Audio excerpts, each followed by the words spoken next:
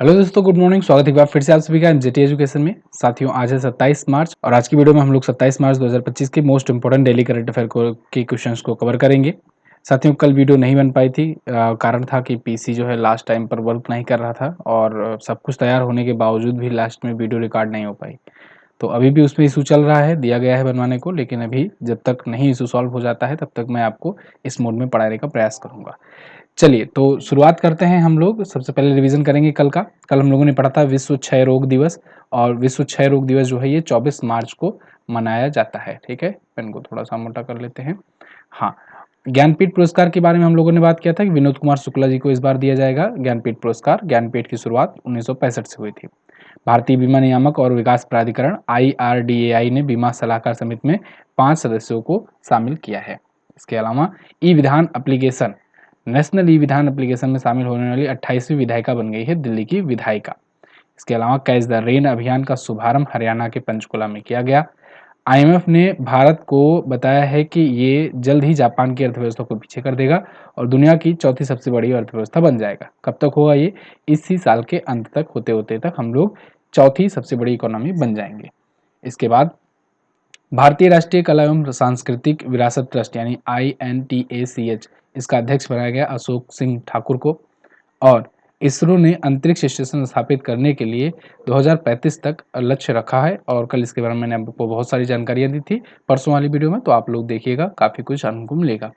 Sepak टकराव विश्व cup Bihar में हो रहा है और उड़ीसा हाईकोर्ट के नए मुख्य न्यायाधीश हरीश टंडन बनाए गए हैं। ये टॉप 10 करंट अफेयर के क्वेश्चंस थे लास्ट डे के, तो इनका आपने रिवीजन किया है। देखिए, एक भी क्वेश्चन मैं आपको छोड़ूंगा नहीं, जितने भी क्वेश्चन छूटे हुए हैं उनको मैं कवर कराऊंगा, तो बिल्कुल भी चिंतित मत होइएगा, ठीक है ना। ये मेरी जिम्मेदारी है, एक भी सिंगल क्वेश्चन आपका ड्रॉप नहीं होगा। और साथियों, आगे बढ़ूं इससे पहले एक जरूरी जानकारी आप लोग के लिए। टेक्स्ट बुक अब तक का सबसे बिगेस्ट डिस्काउंट ला रहा है और ये 29 तारीख से लेकर के आपका 31 मार्च तक होने वाला है। और इंटरेस्टिंग बात यह है कि 29 मार्च को जैसे ही 12 बजेंगे ना, तो उसके बाद हर मिनट प्राइजेस इसकी बढ़ेंगे।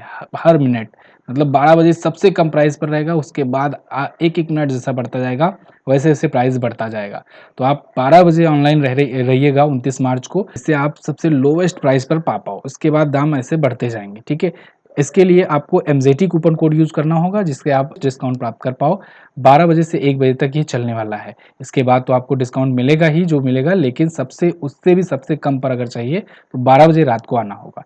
और आप जानते हो, जैसा कि टेक्स्ट बुक हमेशा, टेक्स्ट बुक के जो स्टूडेंट्स होते हैं जो मॉक टेस्ट लगाते हैं वो हमेशा टॉप करते ही आए हैं। SSCGL अगर 2024 के रिजल्ट की बात करें, देखिए इसमें ऑल इंडिया सेकंड रैंक है, all India 4, 8th 9th 10th ये सभी है। इसके अलावा तो टॉप 20 में अगर देखा जाए तो 13 स्टूडेंट्स हैं जिन्होंने क्लेम किया है वो टेक्स्ट बुक से मॉक लगाया करते थे। तो आप भी अगर आना चाहते हैं इस लिस्ट में, आप भी अगर टॉप करना चाहते हैं, मैं यहाँ पर क्रैक करने की बात नहीं कर रहा हूँ, मैं यहाँ पर टॉप करने की बात कर रहा हूँ। अगर आप टॉप करना चाहते हैं, रैंक लाना चाहते हैं, तो आप टेक्स्ट बुक के मॉक जरूर दीजिए, क्योंकि यहाँ से डायरेक्टली क्वेश्चंस देखने को मिलते हैं और बिल्कुल सेम इंटरफेस रहता है। तो यूज़र इंटरफेस भी एकदम जैसे एग्जाम में होता है सेम यहाँ पर रहता है। तो आपको पूरा पूरा हूबहू वही मॉडल लगेगा, आपको लगेगा ही नहीं कि आप वहाँ एग्जाम दे रहे हो, आपको लगेगा जैसे आप कोई मॉक दे रहे हो। इतना आप प्रैक्टिस करके जाओ और बाकी फोड़ कर आना, फिर मिलते हैं, ठीक है। चलिए, लिंक डिस्क्रिप्शन में आपको मिल जाएगा, वहां से जाकर के आप ले सकते हैं। शुरू करते हैं आज का पहला क्वेश्चन। हाल ही में किसको नया वित्त सचिव नियुक्त किया गया? बहुत ही इंपॉर्टेंट है साथियों। पहले तुहिन कांत पांडे हुआ करते थे वित्त सचिव, लेकिन आपने देखा पिछले दिनों में इनको सेबी का अध्यक्ष नियुक्त कर दिया गया है। किसका अध्यक्ष? सेबी का, securities and exchange board of India. Madhabi Puri Buch की जगह पर आए हैं।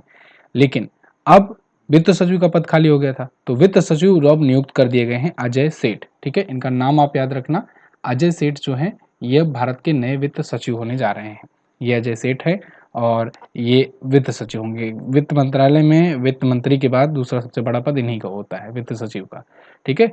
तो सेबी के 11वें अध्यक्ष तुहिन कांत पांडे बने और अजय सेठ बने वित्त सचिव। दोनों ही इंपॉर्टेंट नियुक्तियां, दोनों ही आपको याद रखना है। ये ADB में भी काम कर चुके हैं, बोर्ड ऑफ गवर्नेंस में भारत के वैकल्पिक गवर्नर रहे थे और भारत सरकार के वित्त मंत्रालय और आर्थिक मामलों के विभाग के सचिव हैं, ठीक है। 1 रुपए के नोट पर अगर पूछा जाए किसका हस्ताक्षर होता है तो वित्त सचिव का ही होता है, ये बात ध्यान रखना। तो आप समझ सकते हो कितना इंपॉर्टेंस होता है इनका। तो अच्छा, बजट में पूछा जाएगा कि बजट से पहले जो आर्थिक सर्वेक्षण आता है उसे कौन तैयार करता है, तब वहाँ आप मुख्य आर्थिक सलाहकार बताएंगे, मुख्य आर्थिक सलाहकार, ठीक है। ये मैं इसलिए बता रहा हूँ क्योंकि उसमें ऑप्शन में आपको वित्त सचिव भी दिखेगा। लेकिन आपको मुख्य आर्थिक सलाहकार, चीफ इकोनॉमिक एडवाइजर बताना है। ठीक है, अभी वर्तमान में कौन है भाई, कमेंट करके जरा बताओ कौन है मुख्य आर्थिक सलाहकार। चलिए पिछले दिनों में हुई कुछ नियुक्तियों को रिवाइज करते हैं। हरीश टंडन जी को ओडिशा हाईकोर्ट का नया मुख्य न्यायाधीश बनाया गया। अजय कुमार सिंह यूपीएससी में संयुक्त सचिव बने हैं। एन गणपति सुब्रमण्यम टाटा कम्युनिकेशन के चेयरमैन बने हैं। तुहिन कांत पांडे सेबी के 11वें अध्यक्ष बने हैं। अजीत रत्नाकर जोशी आरबीआई के कार्यकारी निदेशक बने हैं। अतुल कुमार गोयल ये आईबीए के, इंडियन बैंक एसोसिएशन के मुख्य कार्यकारी अधिकारी बने हैं। विकास कौशल को एचपीसीएल का अध्यक्ष बनाया गया है। अमिताभ मुखर्जी राष्ट्रीय खनिज विकास निगम या अध्यक्ष इसके अध्यक्ष प्रबंध निदेशक बने हैं। और अंजू राठी राणा ये देश की पहली महिला विधि सचिव, कानूनी सचिव बनाई गई हुई हैं। क्लियर है। अगला क्वेश्चन, कौन सा राज्य वरिष्ठ नागरिक आयोग स्थापित करने वाला भारत का पहला राज्य बना? तो ये बन गया है केरल। केरल ने अभी वरिष्ठ नागरिक आयोग एस्टेब्लिश किया है, सीनियर सिटीजन कमीशन। ठीक है, तो यहाँ पर देखिए Kerala become the first Indian state to establish senior citizen commission. इसमें क्या होगा, सीनियर सिटीजन के लिए ही ये डेडिकेट होगा पूरा आयोग, जो सीनियर सिटीजन्स को क्या लाभ दिए जा सकते हैं, क्या सुविधाएं दी जा सकती हैं, उनको कोई तकलीफ होता है तो उनको कैसे तुरंत फास्ट ट्रैक पर सुना जाए, तो ये सब चीज़ें होंगी। तो केरल राज्य वरिष्ठ नागरिक आयोग विधेयक 2025 लाया गया है। अच्छा, केरल से मुझे एक और चीज़ याद आती है।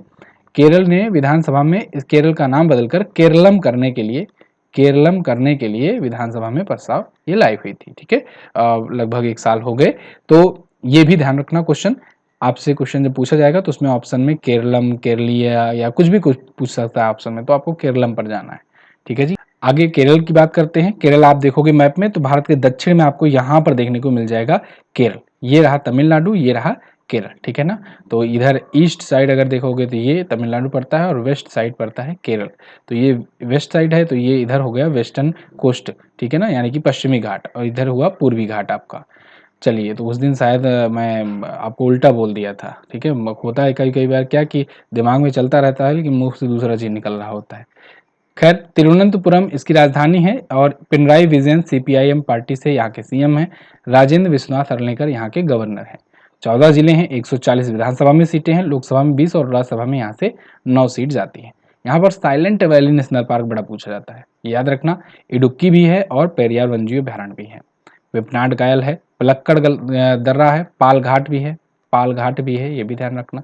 ठीक है, कथकली, मोहिनीअट्टम, कालियट्टम ये प्रमुख नृत्य हैं। अच्छा साथियों, एक और जरूरी बात, देखो जो वन लाइनर की ई बुक आई हुई है ना आपके लिए, वन लाइनर की ई बुक में लोगों को थोड़ा सा लेने में प्रॉब्लम आ रही है कि कैसे ले, उनको समझ नहीं आ रहा है। मैं पूरा प्रोसेस बता रहा हूँ। आपको क्या करना है, सबसे पहले एनजेटी ऐप गूगल प्ले स्टोर पर जाकर डाउनलोड कर लेना है। ठीक है, फिर गूगल प्ले स्टोर से डाउनलोड करने के बाद उसको ओपन करना है, लॉगिन वगैरह करना है। अगर लॉगिन करने में कोई भी इशू आए तो लॉगिन विद गूगल वाले ऑप्शन पर चले जाना, अपने आप लॉगिन हो जाएगा। ठीक है, और जिनको जिनको अगर मोबाइल नंबर मान लो ऑलरेडी रजिस्टर्ड दिखा रहा है, जैसे मान लो कभी लॉगिन किए फिर नंबर भूल गए या नहीं ले रहा है, तो आपको क्या करना है, सिंपली कोई और दूसरा मोबाइल नंबर डाल देना है या कोई और नंबर उसमें लास्ट डिजिट चेंज कर देना है। ठीक है, क्योंकि कोई दिक्कत नहीं है, एमजेटी एजुकेशन का भी फोन वोन नहीं जाता है, तो इसलिए कोई सभी नंबर डाल दो, कोई दिक्कत वाली बात नहीं है ना। तो वो करके आप लॉगिन हो जाओगे। इसके बाद आपको ऐसे होम पेज का इंटरफेस मिलेगा। इसमें आपको बेस्ट ई बुक सेक्शन में जाना है। यहाँ पर जाओगे तो आपको हर प्रकार की ई बुक्स का ये ऑप्शन मिल जाएगा। जैसे आपको वन लाइनर लेना है तो यहाँ जाना है, वार्षिक ब्रह्मास्त्र की ई बुक लेनी है तो यहाँ जाना है, अगर मंथली करंट अफेयर लेना है तो यहाँ जाना है, रेलवे एग्जाम्स के रिलेटेड लेना है तो यहाँ, इसके अलावा कॉम्बो लेना है तो यहाँ, इसके अलावा और भी जो प्रकार के तमाम प्रकार की स्टैटिक जीके हुआ, साइंस हुआ, ये सब की, राज्य स्पेशल हुआ, ये सब की ई बुक अलग अलग कैटेगरी में अवेलेबल है। आपको जिस भी कैटेगरी में जाना है, लेट्स से मान लो जाना है वन लाइनर में, तो वन लाइनर में आप जाओगे तो यहाँ पर देखिएगा, अच्छा ये गलती से ना जो अपलोड करवाए तो गलती से वहाँ फरवरी का थंबनेल, फरवरी वाला थंबनेल यहाँ पर पड़ गया था। ठीक है, इमेज में, लेकिन कोई दिक्कत नहीं, जो आपकी पीडीएफ डाउनलोड होगी वो उसमें वन लाइनर वाला ही पीडीएफ पड़ेगा, सब कुछ रहेगा। तो इसको लेकर के परेशान मत होना, यहाँ फरवरी का लिखा मिलेगा तो ये वन लाइनर वाली ही ई बुक है। अब क्या करना है आपको सिंपली यहाँ पर क्लिक करना है। ठीक है, वैसे आप यहाँ पर भी जा सकते हो, आज एक ही बुक है इसमें, इस फोल्डर में तो, लेकिन जब कई फोल्डर में कई ई बुक रहे तो आपको जहाँ रेट लिखा हुआ है ना उस पर क्लिक करना है, उस ई बुक के नीचे। उसके बाद यहाँ पर गो टू कार्ट लिख कर आएगा, तो गो टू कार्ट पर क्लिक करके पहुंचोगे आप तो इस प्रकार का इंटरफेस मिलेगा। अब यहाँ पर अपना कूपन कोड डालना है। कूपन कोड डालने के बाद अप्लाई बटन पर क्लिक करना है, यहाँ पर प्राइस तुरंत रिड्यूस हो जाएगा। अगर मान लो आपको कूपन कोड नहीं पता है तो आपको क्या करना है, ऑफर फॉर यू पर क्लिक करना है और वहीं पर जाओगे तो आपको ऑप्शन मिल जाएंगे कौन सा कूपन कोड लगेगा। ठीक है, तो सब एक बार बारी बारी प्रेस करके देख लेना, जो भी अवेलेबल होगा, जो भी आपको ज़्यादा डिस्काउंट दे रहा होगा उस पर क्लिक करके यहाँ पर पे नाउ पर जाना। जैसे ही पेमेंट करोगे तैसे दोबारा से जब इस फोल्डर में आओगे ना, ऐसी सेम प्रोसेस से वापस हो करके, तो आपको यहाँ पर ई बुक अनलॉक मिलेगी और डाउनलोड का ऑप्शन मिलेगा। अगर फिर भी नहीं मिलता है, माई ऑर्डर्स में चले जाना, होम पेज पर, यहाँ पर मिल जाएगा। फिर भी कोई दिक्कत आती है तो व्हाट्सएप पर क्लिक कर देना और वहाँ पर जाकर पूछ लेना, जाकर स्क्रीनशॉट वगैरह भेज देना ट्रांजेक्शन का कि सर डाउनलोड नहीं हो रही है बुक, आपको भेज दिया जाएगा। ठीक है जी, तो ये प्रोसेस है, एक दिन बताना ज़रूरी था क्योंकि काफ़ी लोगों को प्रॉब्लम होती है जो नए स्टूडेंट होते हैं। अगला, दिल्ली की मुख्यमंत्री रेखा गुप्ता ने 2025-26 के लिए कितने रुपए का बजट पेश किया? तो दिल्ली की सीएम रेखा गुप्ता ने दोस्तों 1 लाख करोड़ रुपए का ऐतिहासिक बजट पेश किया है वित्तीय वर्ष 2025-26 के लिए। आपने देखा यहाँ पर लगभग 27-28 सालों के बाद जो है बीजेपी की गवर्नमेंट आई हुई है वहाँ पर। ठीक है ना, मतलब बड़ा परिवर्तन देखने को मिला है दिल्ली की विधानसभा चुनाव में। तो अब यहाँ पर नई सीएम आई हैं तो बड़े बड़े वादे भी लेकर आई हुए हैं। तो इन्होंने इस बार हिस्टोरिक बजट पेश किया है। आज तक के दिल्ली के इतिहास में इतना बड़ा बजट, इतना बिग साइज का बजट नहीं लॉन्च किया गया था। ठीक है ना, अब इसमें क्या क्या महत्वपूर्ण बातें हैं इसको देखते हैं।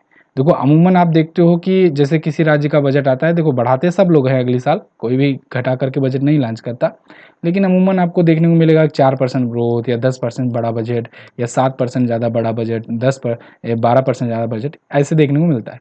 यहाँ पर पिछली बजट की तुलना में ये 31.5% ज़्यादा बड़ा बजट है। इसमें बड़ा अमाउंट जाएगा महिला समृद्धि योजना के तहत, जिसके तहत मैंने आपको बताया ना कि महिलाओं को जाएंगे पैसे 2500 रुपये खाते में। इसके अलावा 5100 करोड़ रुपए इस पर खर्च किए जाएंगे। आयुष्मान भारत के लिए 2144 करोड़ रुपए दिए जाएंगे। ये भी मैंने आपको बताया था कि आयुष्मान भारत योजना को यहाँ पर अब लागू कर दिया गया है। इसके अलावा दिल्ली एनसीआर की कनेक्टिविटी सुधारने के लिए 1000 करोड़ खर्च किए जाएंगे। सबसे इम्पोर्टेंट जो है, जो सबसे ज़्यादा चर्चित मुद्दा रहा, वो रहा यमुना की सफाई। तो यमुना की सफाई से क्वेश्चन भी पूछा जा सकता है। इस पर यहाँ पर राज्य सरकार 500 करोड़ रुपए खर्च करने जा रही है। ठीक है, अब कितना खर्च होगा वो बात की बात है। खैर 500 करोड़ रुपए इसमें होंगे, जिससे 40 सीवेज ट्रीटमेंट प्लांट जो होंगे, एसटीपी सीवेज ट्रीटमेंट प्लांट, इनका विकेंद्रीकरण किया जाएगा और स्थिति सुधारी जाएगी, जिससे यमुना में गंदा पानी न जा पाए। ठीक है, तो मुख्यमंत्री रेखा गुप्ता हैं और यही वित्त मंत्री भी हैं, इसलिए इन्होंने लॉन्च भी किया है। इसके अलावा यहाँ पर उप मुख्यमंत्री कौन है? तो उप मुख्यमंत्री आप जानते हो कौन है? प्रवेश वर्मा। ठीक है, आगे बढ़ते हैं। अगला क्वेश्चन है, अप्रैल 2025 में आयोजित होने वाले भारत अफ्रीकी समुद्री नौसैनिक अभ्यास का क्या नाम है? तो ये पहला भारत अफ्रीका समुद्री नौसैनिक अभ्यास होने जा रहा है। नाम है AIKME। ठीक है, अब इसको चाहे जैसे आप पढ़ो, AIKEYME। ठीक है, AIKME। तो AIKME जो अभ्यास है ये भारत और कई अफ्रीकी देशों के बीच में होगा और ये नेवल एक्सरसाइज होगा। ठीक है, AIKME जो होगा ये नेवल एक्सरसाइज होगा, नौसेना का अभ्यास होगा।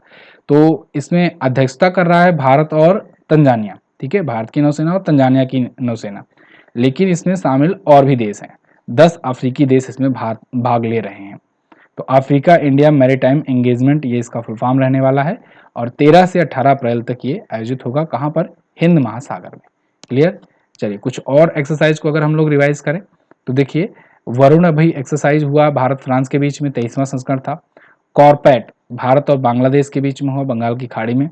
खंजर 12 भारत किर्गिस्तान के बीच। सी ड्रैगन ये मल्टीनेशनल एक्सरसाइज था और इसमें भारत, यूएसए, ये सब देश शामिल थे, प्रशांत महासागर में हुआ। डिजर्ट हंट भारतीय वायुसेना का हुआ और जोधपुर में हुआ। ये जल थल रक्षा भारतीय सेना ने किया। नौसेना अभ्यास कोमोडो ये बहुपक्षीय था, इंडोनेशिया ने अध्यक्षता की, भारत भी शामिल था। धर्म गार्जियन भारत जापान के बीच होता है। साइक्लोन जो है ये भारत और इजिप्ट के बीच होता है। अगला, global system for mobile communications GSMA के अध्यक्ष कौन बनाएंगे? तो GSMA के अध्यक्ष बनाए गए हैं गोपाल विट्ठल। गोपाल विट्ठल आपको याद होगा, भारतीय एयरटेल कंपनी से हैं। ठीक है, उसके वाइस चेयरमैन हैं।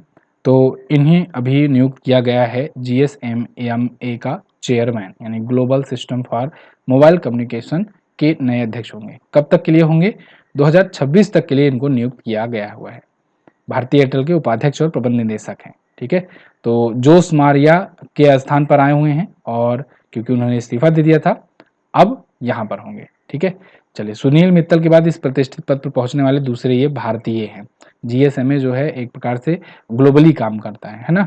तो चूंकि एयरटेल के वाइस चेयरमैन है तो फिर गए हैं वहां पर उस पद तक। अगला क्वेश्चन देख लेते हैं हम लोग। हाल ही में किस देश ने पुरुष और महिला कबड्डी विश्व कप 2025 जीत लिया? तो देखिए, पुरुष और महिला कबड्डी विश्व कप मैंने आपको बताया था ना, इंग्लैंड में हो रहा है। तो इंग्लैंड में, और पहली बार एशिया के बाहर भी हो रहा था। और इस बार भी भारतीय टीम ने दोनों ही संस्करण मतलब दोनों ही फॉर्मेट जीत लिया है, पुरुषों वाला भी और महिलाओं वाला भी। पिछली बार की भारत ही विजेता थी, भारत ही दोनों में चैंपियन थी। जब मलेशिया में हुआ था 2019 वाला लास्ट वाला, तब भी भारत की पुरुष टीम और भारत की महिला टीम विजेता रही थी। इस बार भी भारत की ही पुरुष टीम और भारत की ही महिला टीम विजेता रही हुई है। ठीक है, पुरुष और महिला दोनों कबड्डी विश्व कप जीत लिया है भारत ने। तो बहुत शानदार प्रदर्शन रहता है भारत का इसमें। 17 से 23 मार्च तक आयोजित हुआ था, चौथा संस्करण था इस बार। क्लियर। चलिए, इंग्लैंड को ही हराया भी है, तो मेजबान टीम जो है ये दोनों में उप विजेता भी रही है।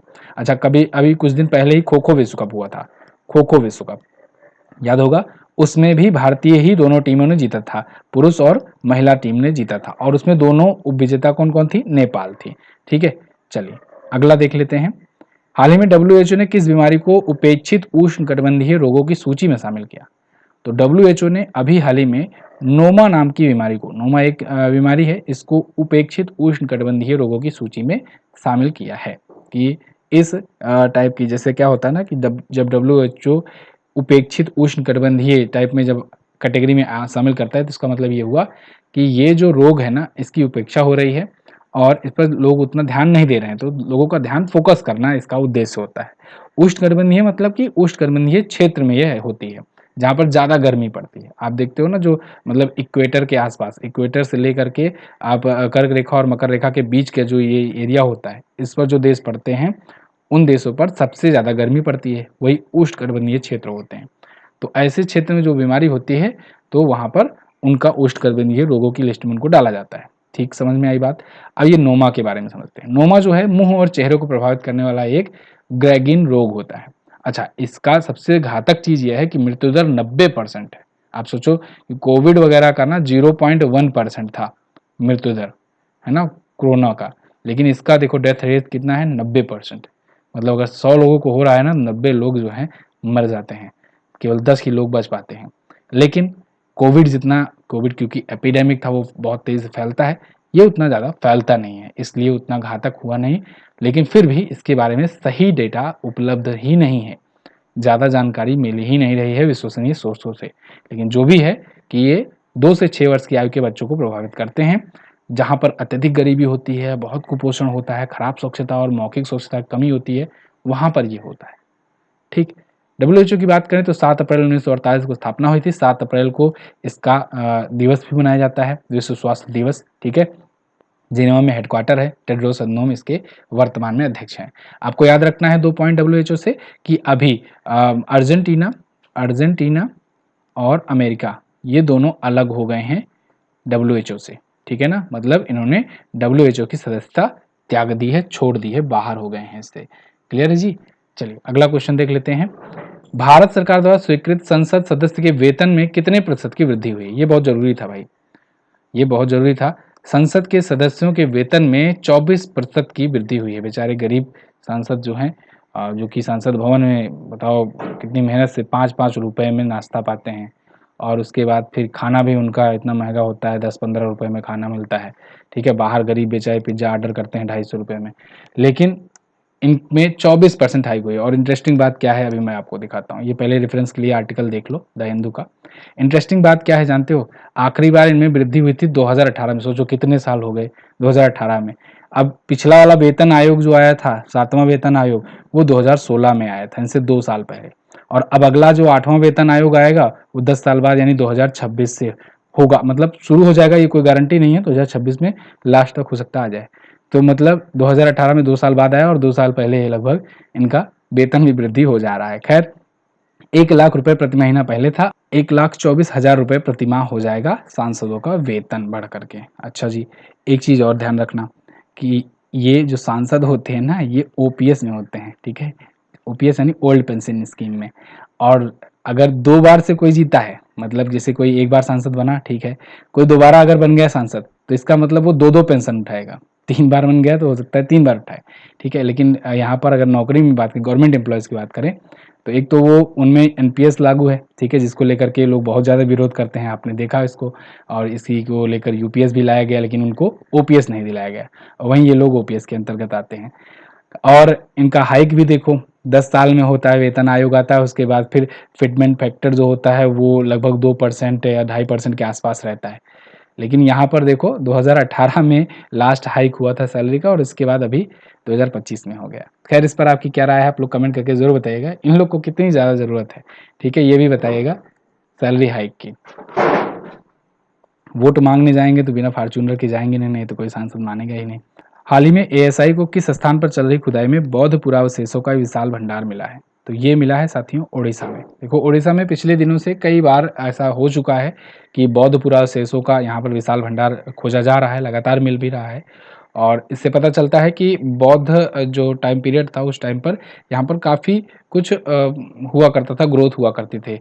तो खैर, केरल में भी मिला है और उड़ीसा में भी 2 जगह खुदाई हुई, और भारतीय पुरातत्व सर्वेक्षण के द्वारा और उनकी टीमों ने 2 अलग-अलग स्थानों पर महत्वपूर्ण खोजों में उपलब्धता हासिल की है। जैसे जैसे केरल के पलक्कड़ जिले में ना, इन्होंने मलमपुझा डैम के पास 110 से अधिक मेगालिथिक दफन स्थल खोजे हैं, जो प्रारंभिक लौह युग के आयरन एज के माने जाते हैं। उड़ीसा के पास रत्नगिरी में इन्होंने बौद्ध पुरावशेषों का एक विशाल भंडार खोजा हुआ है, और ये खोज वज्रयान बौद्ध धर्म के प्रसार और उसके दक्षिण पूर्व एशिया में संबंधों को समझने के लिए महत्वपूर्ण माना जा रहा है। खैर, आर्कियोलॉजिकल सर्वे ऑफ इंडिया की बात करें तो इसकी स्थापना 1861 में हुई थी। नई दिल्ली में हेडक्वार्टर है, और यदुवीर सिंह रावत जो हैं, इसके वर्तमान में हैं महासचिव, महानिदेशक। उड़ीसा की बात करें तो उड़ीसा आपको यहाँ पर दिख जाएगी। उड़ीसा की राजधानी भुवनेश्वर होती है। मोहन चरण मांझी यहाँ के सीएम हैं बीजेपी पार्टी से। कम्भमपति हरिबाबू यहाँ के गवर्नर हैं। चिल्का झील है, अंशुपा झील है, कंजिया झील है, सिमलीपाल नेशनल पार्क है, और सिमलीपाल पूछा जाता है, नंदनकानन है, चंद्रका हाथी विहार भी पूछा जाता है, भीतरकंड का मैंने आपको बताया दूसरा सबसे बड़ा मैग्रेव रीजन है ये, ठीक है, सुंदरवन के नेशनल पार्क के बाद, तो ये भी याद रखना, ये भी यहाँ पर है। घुमरा, छाऊ, सवारी डांस, पैका, गरुड़ वाहन, ये प्रमुख लोक नृत्य हैं। 30 जिले हैं, और विधानसभा में 147 सीटें, लोकसभा में 21 और राज्यसभा में 10 सीट जाती है उड़ीसा से। अगला, हाल ही में आयोजित खेलो इंडिया पैरा गेम्स में कौन राष्ट्रीय पावर लिफ्टिंग रिकॉर्ड तोड़ने वाली पहली महिला एथलीट बनी? तो दोस्तों, राष्ट्रीय पावर लिफ्टिंग का रिकॉर्ड इन्होंने अपना खुद का ही तोड़ा है, जसप्रीत कौर है। जसप्रीत कौर ने खेलो इंडिया पैरा गेम्स में अभी ये रिकॉर्ड तोड़ा है। खेलो इंडिया पैरा गेम्स आयोजित हो रहा है साथियों, आपको मैंने बताया था ना, नई दिल्ली में ये आयोजित हो रहा है, और अब आयोजन हो रहा है 20 से लेकर 27 मार्च तक। तो कई सारे क्वेश्चन आएंगे, जब ये आयोजन संपन्न हो जाएगा तो मैं आपको पूरा एक डिटेल में बताऊंगा एनालिसिस करके, ठीक है, कि क्या क्या इंपॉर्टेंट पूछे जा सकते हैं। खैर, यहाँ पर पंजाब की जसप्रीत कौर ने एक नया रिकॉर्ड बनाया है, नया नेशनल रिकॉर्ड बनाया है। 45 किलोग्राम वर्ग में 101 किलोग्राम का वेट लिफ्टिंग किया है, ठीक है ना, वजन उठाया है, वेट लिफ्टर है ये। इसके अलावा ईश्वर रामपाल जो हैं, इन्होंने पुरुषों की भाला फेंक में जो F12 और F13 स्पर्धा होती है उसमें स्वर्ण पदक जीता हुआ है। ठीक, अगला देखते हैं। अच्छा, खेलो इंडिया यूथ गेम जो होगा ये बिहार में होगा, ये भी ध्यान रखना, बिहार में खेलो इंडिया यूथ गेम, ये खेलो इंडिया पैरा गेम्स है, ठीक है। चलिए लास्ट डे के क्वेश्चंस की बात करते हैं। लास्ट डे मैंने आपसे पूछा था SRFI इंडिया टूर का पुरुष सकल खिताब किसने जीता है? तो वीर चोटरानी ने जीता है। और भारत बायो इकोनॉमी रिपोर्ट किसने जारी की है? तो डॉक्टर जितेंद्र सिंह ने जारी की है। आज आपके लिए मेरा क्वेश्चन होगा, राष्ट्रीय ई विधान एप्लीकेशन को लागू करने वाली पहली राज्य विधायिका कौन थी? और दूसरा, ज्ञानपीठ पुरस्कार जीतने वाली पहली महिला कौन थी? दोनों क्वेश्चंस के बारे में आपको जो भी पता होगा डिटेल से जरूर आंसर करना। तो बस रखते हैं साथियों इतना ही वीडियो में, और हाँ, जिनको जिनको वन लाइनर लेना है जाकर के आप लोग MZT ऐप पर परचेज कर लो। अभी 50% का डिस्काउंट चल रहा है MZT कूपन कोड यूज करने पर। चलिए, थैंक यू सो मच, जय हिंद, वंदे मातरम।